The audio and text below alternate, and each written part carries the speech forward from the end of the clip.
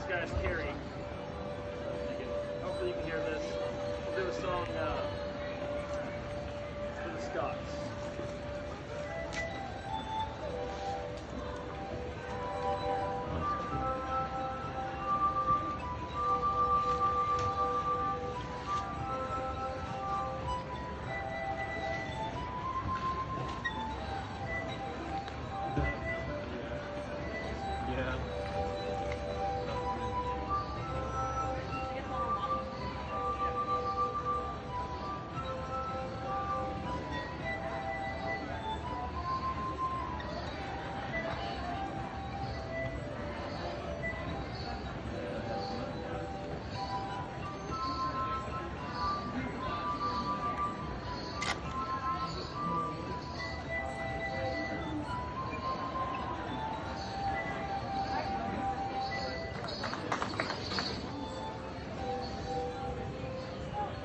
Requests. And by the way, if you have any questions as we go along, feel free to ask. My name is Donald Heinley, and this instrument in front of me is most often referred to as the glass harmonica. It's had many names throughout history, including the glass harp, the musical glasses, the angelic organ. My favorite for this is the ghost fiddle. They call this the ghost fiddle in certain parts of the world. So if you have any questions, feel free to ask, and I'll explain how this works and talk about the history and play some music for you. I'll tell you what, I'll honor that request. I got from the lovely lady here a song from Old England. This is a song we all know thanks to Sir Simon and Lord Garfunkel. This is a great song I use to demonstrate how you tune the instrument. This song requires a note that I don't have on my board here. I got this note right here, and what I want is something half a step higher, a C sharp in this case. So I take my special tuning device, and I will create the note that I need, in this case by taking some water out. That will raise the pitch. The less water, the higher the note. So there's your C. Take some water out, so we'll have it just enough to go half a step higher. This is all water tuned. So that's how that works. If you took all the water out of that glass, it would still make a sound and be the very highest of that glass. Here we go, by request. My pleasure. Pardon me. Got a rescue operation real quick. Maybe too late. Nope. All right, sorry about that. This little spider's been struggling for a little while. There you go.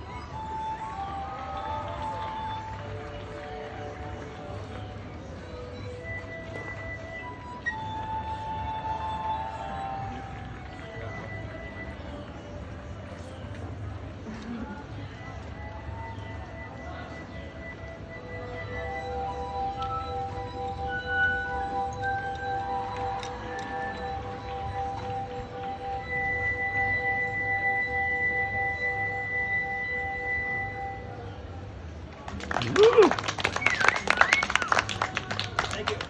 Put the water back before I forget. Retune my glass here. I've just been inspired by for playing that song. I'll play one more from that fine duo real quick. This is the song. It's a lot of fun because things come back around and around in popularity. I've been playing this song for a long time, and the song was recently redone about 5 years ago by a popular band did a pretty nice job. Introduced a whole new generation of the song. So now when I play it, I love the fact that kids know this song. Singing the text, we're about to play here for you.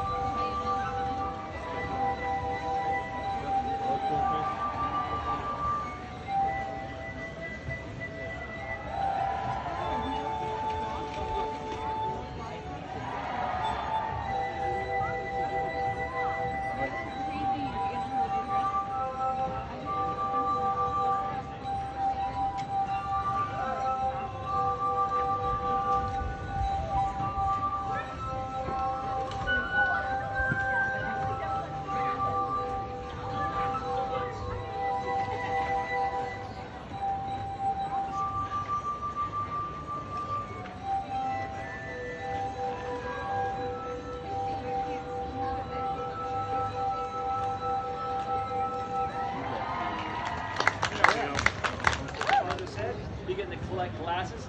He went out to his garage, got a piece of plywood, and he put together his own instrument. Only to find out later on, this has been around for a long time. But the unique part about this is, not having that knowledge, my brother put together an instrument in a way that made sense to him. I'm the only glass player I know of that does it this way. Ever seen other glass player, he or she will most likely be using a chromatic scale. This is something different. What my brother wanted to do was recreate that chord he made amongst his friends, so he set this up to facilitate chord making. I'll show you what I'm talking about. I have two scales here. Thank you very much. Make my favorite sound. Thank you. I go up the scale 2.5 octaves. This is a G major scale, and also a C major scale. It's done that way because all the harmonies, if you do it that way, sit right on top of each other. So you can take 2 fingers from each hand and very easily turn this into an organ because of the way the glasses are arranged. It's a real nice way to do it. Same thing up top here. If you want to make some simple harmonies, it's quite easy to do.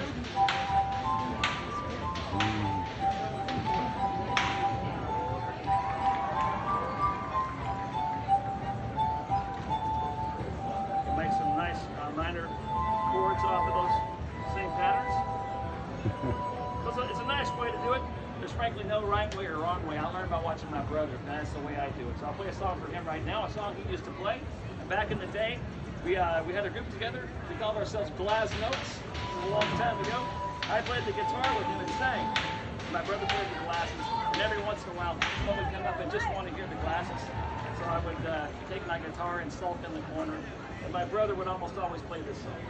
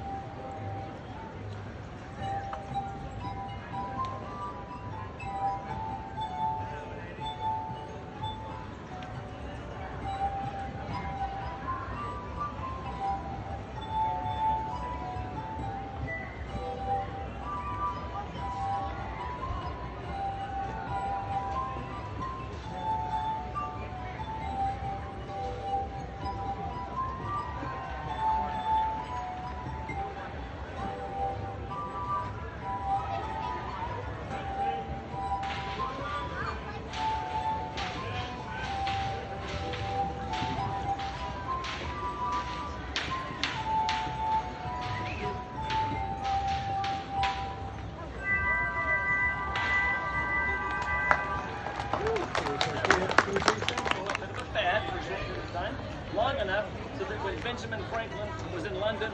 He went to a concert. He saw someone like me doing this. He was very taken with it. As you all know, Ben Franklin, a true Renaissance man, also a big musician. He loved the sound of the glasses, but being Benjamin Franklin, he also thought this was a very inefficient way to do things. It takes me about 20 to 25 minutes to get the glasses out of the box, put them on the board, pour the water, and tune it up. Franklin loved the sound, but he wanted an instrument that was ready to play right away. So he took the concept of the wine glass. Now this works because you have a stem on the glass. All these glasses have some sort of stem. And what that does, it separates the bowl from the base, so that if you're able to create friction on top of the glass, it's much more likely for that bowl to vibrate because it's independent by that stem. Now Franklin knew that, and actually this instrument that he created, he took this concept of the wine glass and turned it sideways. I'll show you. He worked with a glass blower, and they came up with a technique where you can pre-tune crystal bowls. These bowls are all the notes of a scale. You don't use water to tune this instrument. They're already the notes of a scale. The bowls sit sideways with a rod running through the center. And that rod acts like the stem, same principle there. And because you have different notes in the scale, you can have different sized bowls. All the bowls nest inside of each other. So if you can visualize it from a distance, it looks like a large tapered piece of glass. It's really a series of bowls all nesting inside of each other with a rod running through the center. Now that's placed on a treadle that you would then pedal. The bowl starts spinning in front of you faster and faster. At that point, all you have to do is get your fingers wet and touch the rims of the bowls as they spin. It's an amazing process to see. Franklin called it the glass harmonica. And because he was a very popular character in the courts of Europe, many composers, including Mozart, Beethoven, Strauss, they wrote music for Franklin's instrument. And of all the things that Franklin created, he always claimed it was his very favorite invention. And it caught on for a short period of time. Unfortunately, it began to fade out as an art form and almost disappear altogether. And then stories began to circulate that the glass harmonica caused madness. You could go crazy if you played this instrument. Even hearing the sounds might cause nerve damage. It was banned in several countries. Even called at one time the instrument of the devil. And those stories persist. I have people tell me all the time, and when playing festivals, they come up and tell me that those stories are true.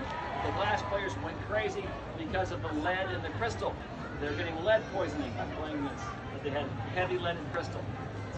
Seems kind of plausible. It's a nice story, but I'm here to tell you it's not true. I'm going to debunk that right now. You can't go crazy. You can't get lead poisoning that way. The reason why it began to die out, much more mundane reason.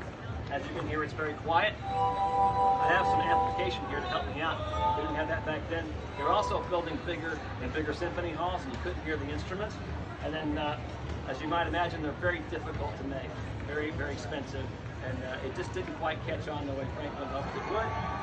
And it almost died out. There's a company in Boston, just to finish the story real quickly, I've been around for about 60 years now, called Finkenbeiner, and they began making Benjamin Franklin's glass harmonicas about 60 years ago. It takes about 6 months to get one. I was playing a festival in Ohio a number of years ago. A gentleman approached me, and he had one of these glass harmonicas in his home, invited me over that evening to play it. And the one that I played didn't pedal. It had a sewing machine motor on it. You just turned it on, the ball started spinning automatically. And I'm here to tell you, it practically played itself. I sat there for about an hour and a half, and it's just an amazing instrument. It's one of those things that you really see the brilliance of Benjamin Franklin in action.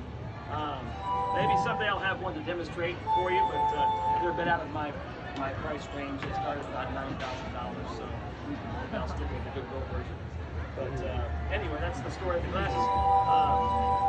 You'll see people every once in a while, and if you go online, of course, you can type in glass harmonica and see people playing it as well. Tell you what, I got time for one last song. Any questions before I play the last one? I got a request for this last one here. All right, this by the way, if you enjoy the music, I've got some wonderful CDs here, and also zip drives this year that have all my music and videos as well. Guaranteed to go road rage. And if you're out and about, at about 4 o'clock at the Captain Fiddle Club, I'll be playing my guitar. I'm a singer-songwriter in my other life, and I play my own songs, and I'll be doing that at the Captain Fiddle at 4 o'clock. So come by if you can. And hope you have a lovely day, the rest of your afternoon. Scarborough Fair. This is a song I'll be singing to you as you're walking out the front gate tonight. It's a song called Parting Glass.